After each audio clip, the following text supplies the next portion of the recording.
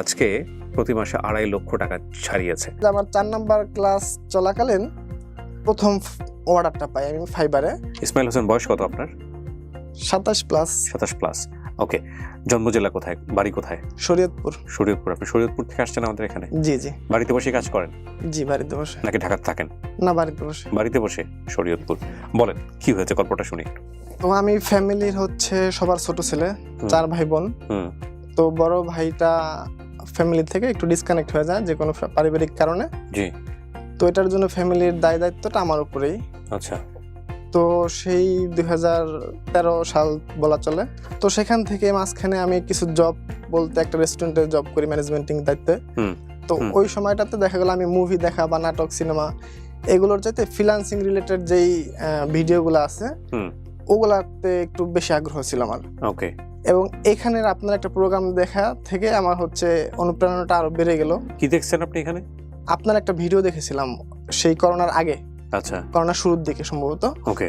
ওই ভিডিওটা দেখে আমি তার আগে থেকে ফ্রিল্যান্সিং বুঝতাম, মানে কিছুটা জানতাম। তো আপনার ভিডিওটা দেখার পরে ইচ্ছা হইলো যে না, এরকম কিছু করা যেতে পারে, যেহেতু আমার ইচ্ছাটা বাসায় বসে যেন আমি ইবাদতটা একটু কমপ্লিটলি করতে পারি পরিপূর্ণভাবে। ওই অ্যাঙ্গেল থেকে দেখা গেল যে আমার এরকম একটা ইচ্ছা ছিল।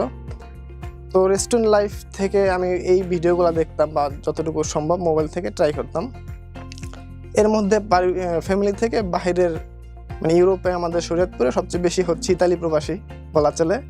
তো ইতালির প্রতি একটা ইচ্ছে ছিল। আমাদের ফ্রেন্ড বলেন, ছোট ভাই বড় ভাই ম্যাক্সিমামই হচ্ছে ইতালি প্রবাসী। তো সেখান থেকে আমার একটা ইচ্ছা ছিল যে ইউরোপ যাব। ডেট পড়লো ফ্লাইয়ের। তার 2-3 দিন আগে আমাদের বাংলাদেশে কোভিডের যে লকডাউন প্রথম, ওই লকডাউনটা শুরু হয়ে গেল। তো তখন আমি লকডাউন সম্পর্কে কিছুই বুঝি না, লকডাউনটা আসলে কি। তো তখন আমার ফ্লাই হওয়ার কথা ছিল। যাই হোক, তো আমি ঢাকা বিভিন্ন এম্বাসিতে দৌড়াদৌড়ি করার পরে আমার এজেন্সি ওরা লাস্টে বলতেছে যে কতদিন লাগে আসলে বলা চলে না, যেহেতু আমি সবার ছোট, আমার বড় 2টা বোন আছে।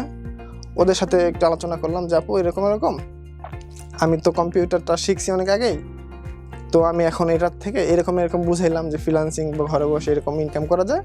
কিন্তু আমার জন্য প্রবলেম একটাই মেন সমস্যা, ইংলিশে একটু দুর্বল। একটু না বলা চলে, ভালোই দুর্বল ছিলাম। তো এটা আমার ভয় ছিল প্রথম দিক থেকেই। তো আমার বোন এইটাই প্রশ্ন করলো, তুই এই জিনিসটা কি করবি? তখন আমি বললাম যে আমি এরকম কিছু করতে চাই, এখান থেকে মানুষের যদি 10 ঘন্টা লাগে আমি না হয় সেখানে 20 ঘন্টা সময় দেবো। কিন্তু যেহেতু আমার ইংলিশটা একটু দুর্বল, আমি মনে হয় 20 ঘন্টা পরিশ্রম করবো, কিন্তু আমাকে এখান থেকে কিছু একটা করতে হবে। আপনি কি আমার ভিডিও এর আগে থেকে দেখতেন নাকি ওটাই প্রথম দেখেছেন? ওটার আগেও কিছু ভিডিও দেখেছেন? ওকে। তো আপনার এটা দেখে মনের মধ্যে বিশ্বাস হয়েছিল যে এখান থেকে কিছু করা সম্ভব? জি জি। ইশিখনের ছিল ভিডিওটা? ইশিখনের ছিল, রাইট। আচ্ছা, সর্বপ্রথম ভিডিও ছিল ইশিখনের। আচ্ছা, ওই যে নেভি আপুর যে ভিডিওটা ছিল, অনেক ভিউজ প্লাস অনেক আগে 1 কোটির বেশি মানুষ দেখেছে এই ভিডিও। জি জি, ওই ভিডিও দেখে। তো সেখান থেকে আমার যেই ইউরোপের যে পেপারস গুলো ওগুলো স্টপ হয়ে যায়। তো এখান থেকে দেখা গেল আমি ওই ঢাকা থেকে আমি পিসি বিল্ড করে এলিফ্যান্ট রোড থেকে একবার আমি বাসায় চলে গেলাম।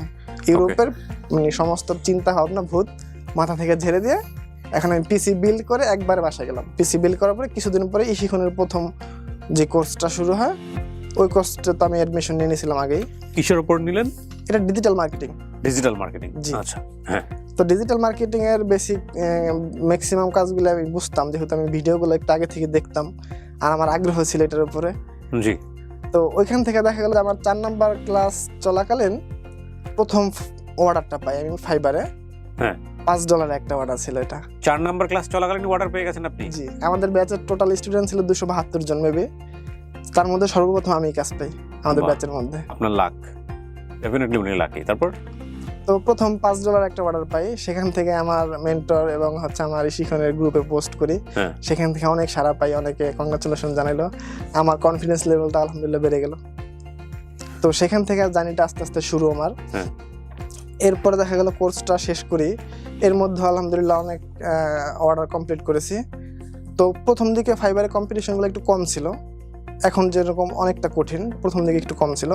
এবং আমার সবচেয়ে বড় প্রবলেম হয়েছে যে আমি অনেক জায়গায় বুঝতাম না, আমার ক্লায়েন্টের যেহেতু ইংলিশ কনভার্সনগুলো আমি বুঝতাম না, যেহেতু এইটাই আমার দুর্বলতার একটা মেইন পয়েন্ট। তো সেখান থেকে আমি বুঝতাম না এবং আমি আস্তে আস্তে চেষ্টা করি যে আমি এটা কীভাবে কাটা উঠবো। ফাইনালি বড় ক্লায়েন্ট, আমি ক্যালিফোর্নিয়ার গুগলের যেই হেড অফিসে জব করে ওনাদের কোম্পানিতে আমি কাজ করেছি, যেরকম একটা এমপ্লয়ি কাজ করে ওখানে তার কোম্পানিতে কাজ করি। তো এটা ছিল আমার লাইফের একটা বড় ক্লায়েন্ট বলা চলে। তো সেখান থেকে এরপরে আমার জার্নিটা শুরু হয়, তার সাথে কমিউনিকেশন প্রায় 5 মাস কাজ করা হয় আমার ডিজিটাল মার্কেটিংয়ের উপরে। এরপরে থেকেই দেখা গেল যে আমার গোলটা আস্তে আস্তে বড় হইতেছে। আমি প্রথম ভেবেছিলাম যে আমি ইউরোপে যাব না, যেহেতু আমার বাবা নাই, ফ্যামিলির দায়িত্বটা আমার উপর। আমার কোনো রকম 20-30 হাজার টাকা হলে আলহামদুলিল্লাহ আমার ফ্যামিলিটা চলবে। আপনি ধরলাম 20, 21, 22 3 বছর, 3 জি। বছর ধরে আপনি আয় করতেছেন। জি, কত টাকা আয় করেছেন এখন পর্যন্ত 3 বছরে ইন টোটাল? একজাক্ট এভাবে হিসাব করা হয় না, তবে আনুমানিক $55,000 প্লাস। $55,000 প্লাস হলে প্রায় 60 লক্ষ টাকার উপরে। জি, 60 লক্ষ টাকার উপরে আপনি 3 বছরে আয় করেছেন। এখন আপনার প্রতি মাসে গড় আয় কত?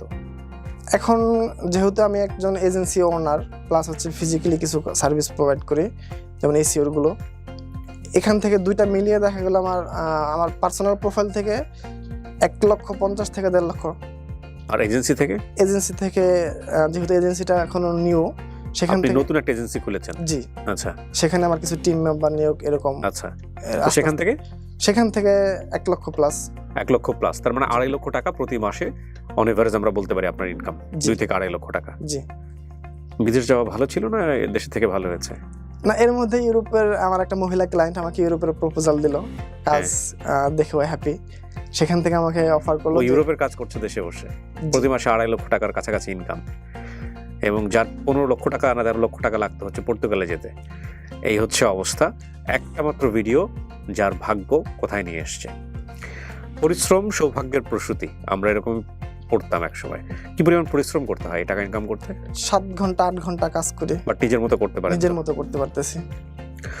লেখাপড়া খুব বেশি দূর উনি যেতে পারেননি বা যাওয়া হয় নাই ওনার। আজকে প্রতি মাসে 2.5 লক্ষ টাকা ছাড়িয়েছে।